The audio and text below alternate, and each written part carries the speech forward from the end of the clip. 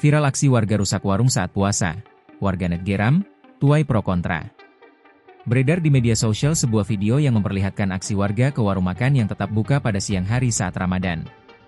Sekelompok warga itu mendatangi warung makan yang masih beroperasi di siang hari. Dalam video yang diunggah oleh pemilik akun TikTok @dunia_punya_cerita, pada Rabu, 12 Maret 2025, langsung menuai reaksi dari warganet.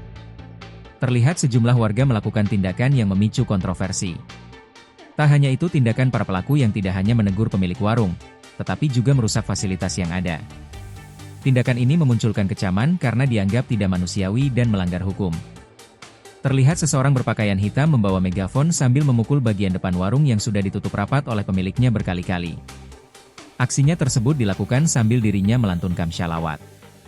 Sementara itu, segerombolan orang mengikutinya dan membiarkan perbuatannya seolah mendukungkan tindakan tersebut. Kini peristiwa tersebut memicu perdebatan di media sosial. Banyak dari warganet yang mengkritik aksi tersebut sebagai tindakan main hakim sendiri. Banyak netizen juga mempertanyakan dasar hukum dari aksi tersebut.